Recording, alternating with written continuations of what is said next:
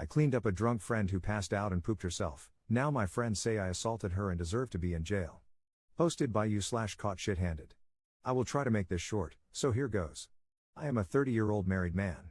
We recently had a party at our place for some close friends after COVID, 7 of us total.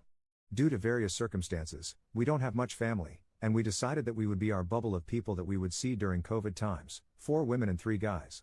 Long story short, we drank quite a bit, and everyone was planning to crash at our place. No big deal, nothing unusual. One of the girls, who had recently become single, drank a lot, likely due to the breakup, and passed out on the floor. I moved her onto the couch near us so we could continue talking while monitoring her, didn't want her to choke on puke or something. Eventually, she stirred, rolled over, and revealed that she had pooped herself, down her skirt and legs, also on my couch, but it was a crappy couch. Now it was a really crappy couch. Everyone laughed at first, then started gagging. The couples basically said that was a sign the night was over and started going to their rooms. I was the lone holdout, believing we couldn't just leave her covered in poop. My wife was too drunk to help and went to bed. I was conflicted because this was a close friend, so I did what I thought was best. I grabbed baby wipes and cleaned her up. To be clear, I did not touch her private parts at all. I cleaned the poop off her backside and just quickly ran a wipe through her crack. I'm a nurse, so I have a super strong gag reflex. I slept on the couch next to her just in case I heard her choking. The next morning, everyone woke up and came to see their friend covered in poop. Well, she wasn't anymore, and that's when it started. I can't believe you did that. That's assault. You basically groped her. My wife was no help, which hurt badly, and implied that I should have gotten her to do it, despite the fact that she was way too drunk to help.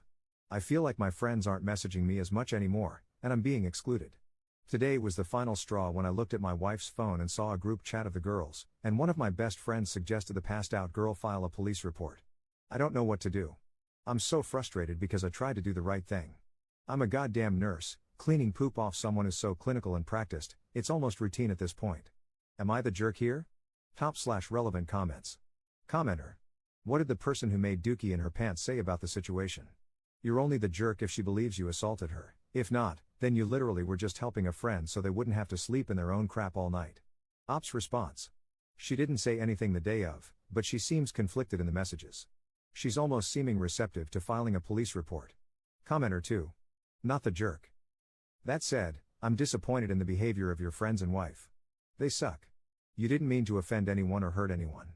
You did what you thought was best, given your background and the situation. That also said, have a lawyer's number just in case they pursue this further. It sucks that I even have to say that. Ops response. This comment broke me. I can't believe I have to consider having a lawyer right now. Op on if the woman was pretty. My wife is insanely more attractive. She's pretty, but nothing I would risk my wife over. Edit to add, I responded to this without thinking. Yes, she's pretty, but if she were a horrible ogre of a woman, I would have done the same thing. Same as if it was a guy friend or anyone.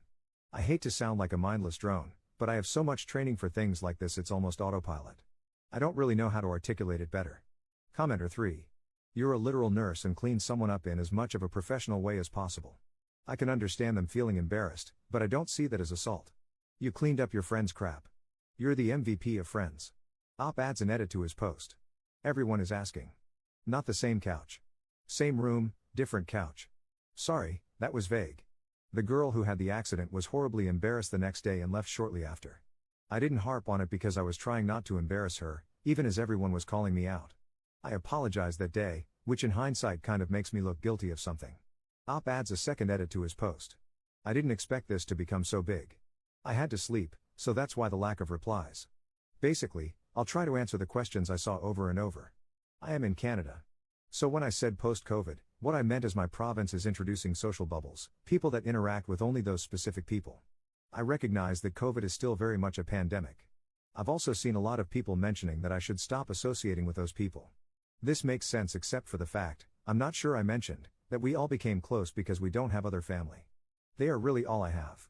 My wife was one of those close friends before we got married, which is why she still has those private chats, I guess. We also have a young child together, which is why I even had baby wipes in the first place. So leaving my wife really isn't an option I'm even entertaining, despite the literal hole I feel in my chest over this. And no, this may be a horrible thing, but I didn't have permission to read my wife's phone. She got a message on her phone, I picked it up, and it unlocked for my face. Her face unlocks my phone as well, we don't really have secrets that way. The messages were right there, Roughly 10 back and forth, and I couldn't help but read them. I know that's a violation of her privacy, and I wouldn't normally do that. I appreciate a lot of people saying that I was okay in my actions, but this will be the last response I make on this. The negative comments and messages I've been receiving privately are too much to take. The positivity sent by some people is outstanding, and I'm so thankful. I just can't keep reading messages that I'm a grapist or that I essayed my friend. After the pandemic, working insane hours, taking care of a baby, and now this. I'm emotionally drained to a point I've never been to. Mods can lock this if they want. Thank you for the support. Update 3 months later. Hi all. I apologize for the long delay. I meant to update sooner, but I just couldn't find the energy. I'll try to touch on the important parts. It's been a whirlwind few months, and I can't believe where I'm at now. I spoke with a friend that I cleaned up a few weeks afterward, privately. Good news on that front, she was actually horribly embarrassed and wasn't upset with me at all. She was grateful that I had cleaned her up and apologized for the couch, which needed to be replaced anyway, so no big deal. We started talking more openly afterward, and that's where everything fell apart. I mentioned that I saw comments on my wife's phone about calling the police and filing a report. Well, as much as it hurts to say this, due to the speed at which I read the messages, I misunderstood. It was my wife who suggested it, not one of the other girls, as I had thought. The friend showed me the conversation on her phone and let me read through it. Honestly devastating. I could feel my heart drop into my stomach, and I just felt cold. Turns out my wife has wanted to leave me for a while, and she tried to capitalize on this as a reason. We have tried online webcam couples counseling over the last 2 months, but I can't shake the feeling of being betrayed. It's over. We unofficially split 2 weeks ago but have not announced our separation. I am speaking with a lawyer to understand what I need to do for a divorce, something I never thought I would have to deal with. I walked away with enough money to rent a small place, my vehicle, my clothes, and my phone. I couldn't bring myself to take anything from her, so I gave her the house, 95% of our bank account, and she kept her SUV. I'm still in love with her, and I just wanted her to be safe in a comfortable home without anything to worry about. I make good money, so I'll be fine eventually. Our friends know something is going on but aren't 100% sure. The suspicions are definitely there. I take some solace in knowing that she was planning to leave me regardless, and my actions likely had little impact other than being the match she needed to start the fire. I'm sorry if this isn't the update you wanted, but I guess sometimes things don't work out with a storybook ending. This isn't all bad, though. I am still optimistic about the future.